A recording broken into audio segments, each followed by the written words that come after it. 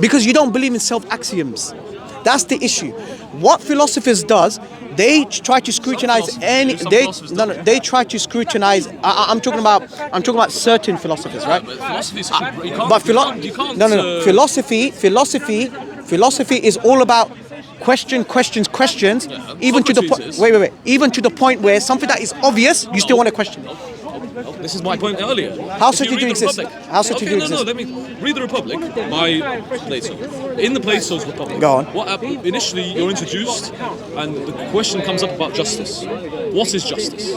He's in a room, 4 different people in the room. Why do you have justice? Yes, just the question, because the question is, they're talking about states. They're talking about what is the ideal state. No, forget about the state. No, I'm giving you an example. Wait. One sec. I don't need the state to establish justice. Even between me dispute, I have this brother here. He will try and dispute. He will try and be just. Go on. My point is that I'm talking about the methodology. The methodology of Socrates, the ideas of Socrates, is that 4 men are in a room and the question comes up of justice. Socrates decides to ask this question. Right. One person affirms that justice is one thing, another affirms it's another thing, another affirms it's another thing, and a fourth affirms it's a different thing. Slowly, Socrates unpicks their definitions of justice.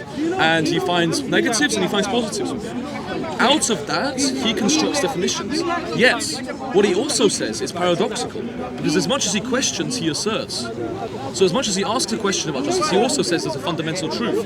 Justice should be... No, you're conflating. You're talking about interpretation of justice. What I'm asking is... I'm not telling you about... I'm telling you about the methodology of Socrates. No, I understand your point now.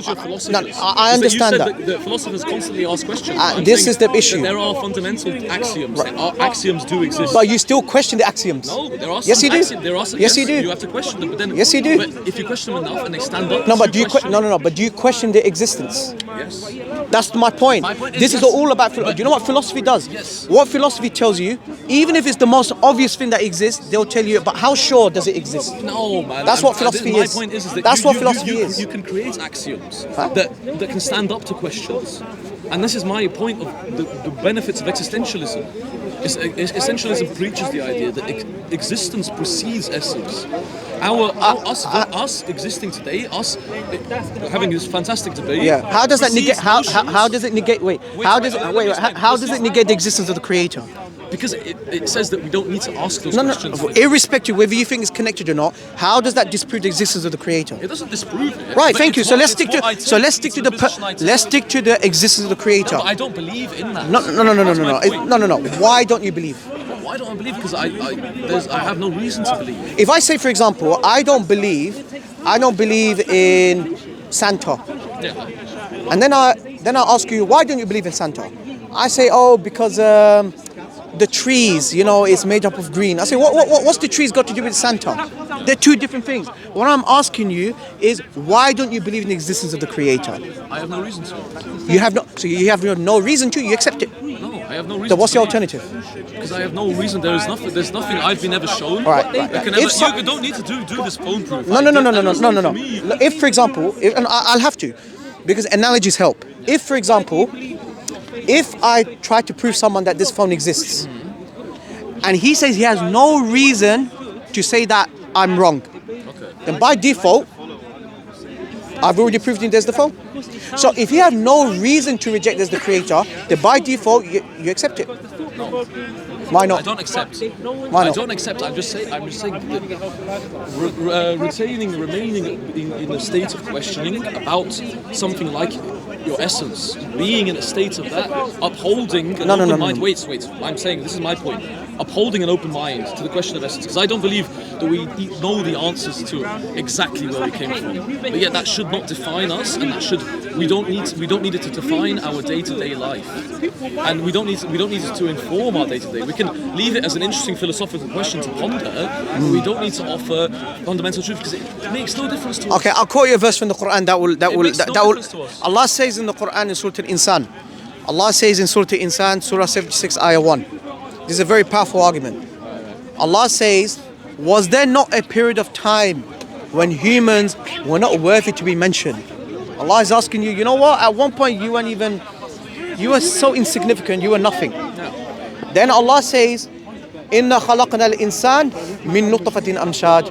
Allah says, indeed we created humans from a mixed fluid as a means of test. and we gave him hearing and sight. So therefore this verse of the Quran is so powerful. It's asking you, why weren't you nothing 100 years ago? All of a sudden, look at you right now. You're well built. You're having a conversation with me. You're intelligent. You have sense of hearing and sight, right? So this is the reason why this is a very important question to ask. Because if there is the Creator, then you should be grateful for your existence. Because the fact that you didn't bring yourself into existence, your mother and father didn't even choose you the way how you look like. Yeah, of course. Right. So that's the reason why. So that's the reason why wherever you're. The way I look like is determined by purely genetics. But wherever, by genetics, you do know in genetics there's information. So you think information, DNA. You do know scientists. You do know scientists today. You know what they say? They say, you know, the cells, it behaves like computers. Do you know that? Do you know that? Do you know they say? Wait. Let me complete. Because I've let you spoken for a while. According to the scientists, which you appeal to, right? Philosophy and science. The scientists say that the DNA, they behave like computer programs, and you know that computer programs, there has to be a programmer. If the program just doesn't come by itself, and you're telling me that there's no creator, come on. That's not. That's. That, I don't Come on. think that's Look. Deep down, with all due respect, deep down, ask Allah to guide you. Ask Allah to guide you to the truth. But you know deep down there's the Creator.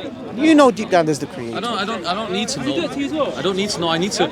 I prefer to be in a state So of it doesn't questioning. benefit him. So I think if I may very quickly. Yeah, it doesn't benefit. I think you won't put words in your own mouth. I think you said you don't feel a need for a creator. Yes. There's not really much benefit. Yes. And then you talked about the Muslims going to the going to the mosque and fasting, and it gives them some kind of solace and some spirituality. That's an aspect of worship. Yeah. So I think what the brother's getting at is, or I should ask you, do the rituals of religion, are they off-putting to you? They just don't appeal to me. Like I grew up in Dubai. Do you know why it doesn't appeal to you? Because you don't appreciate. Yes, I know. That's my point. That's my point. Is it laborious? No. My point is I don't. What do you submit? Like, What do you submit? are you bothered? No, not at all. Is it that you're not bothered to pray or do anything? No. That's not the issue. The thing is this: the fact is, listen to the way how you formulate it. I don't need a creator. Yes. But how does that negate the reality whether there's the creator or not? I know you deem it to be. No. If you look, I've given you proofs and Yes, you evidence. give me Wait. proofs and Listen. I've given you the proofs and evidence there's the creator, and you said you have no reason to deny. You have no reason to reject, right? So my question is, irrespective. accept the Wait, hang proofs. on.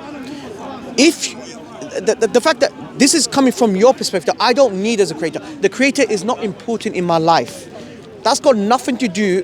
Your feelings. Your feelings. Your feelings. Like you told me, there are two types of Let me proofs. I complete. understand Let me this. complete. Your feelings is out of the window. It's about the truth.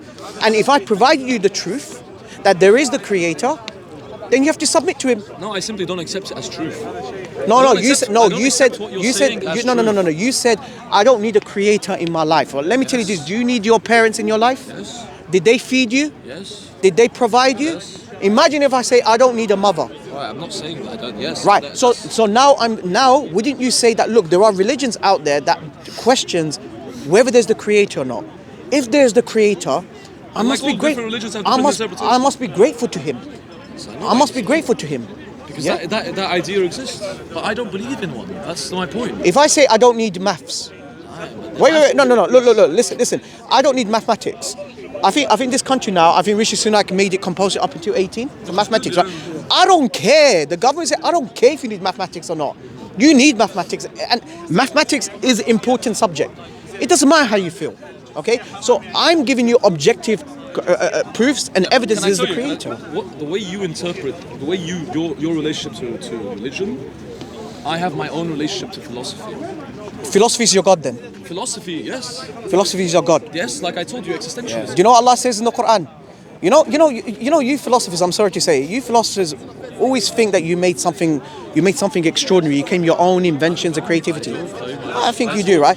You know Allah says in the Quran, do you not see the one who takes his own desires as his own God? What does John Stuart Mill, the Lord of two pleasures? You know, there's pain and pleasure, right? the Lord of the true desire. Allah already mentioned this 49 years ago.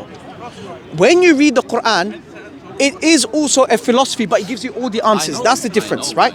That's the difference, right? And first of all, the Quran is not asking you to accept Islam blindly. No.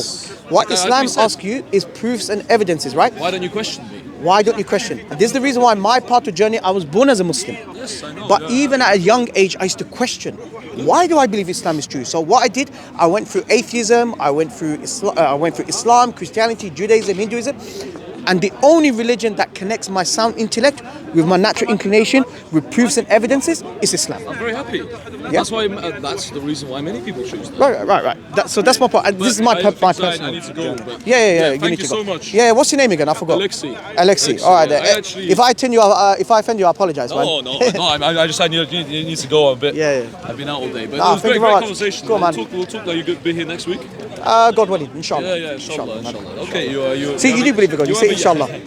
You have a YouTube channel. Can I ask you a Nah, question? I don't have YouTube. One last question. Take If you were drowning in the ocean and you were pretty sure you were going to die, Yeah. would you pray to God to save you? Or would you be adamant God does not exist? I just wouldn't. Just on the off chance. I would just be interested in what happens next. That's all. Maybe I was But on wrong. the off Maybe I was cha- right. But on the off chance, you wouldn't say, God help me. No. I mean, I respect it. I respect it. I'll ask you a final question, yeah? I'll ask you a final question. If you are stranded in the middle of the sea, there's no one who can help you, who would you ask for help? No, I would accept it's the end. No. Oh, really? Okay, but you. No. Listen. No, I wouldn't. If you are stranded in the middle of the sea, no one helps you, you got no connection, you know what your natural instinct would be? You look up. Help me. That is called fitrah. Yes, I And Allah and you know what Allah says in the Quran? Allah says, and the same person who calls up to the Creator, when he is safe on the shore, he associates partners with God. Yeah, take care. Very good Take care, conversation. man. Very good conversation. Take care of yourself. Thank you guys. See you. See you. Assalamu alaikum, brothers and sisters. Take the mics.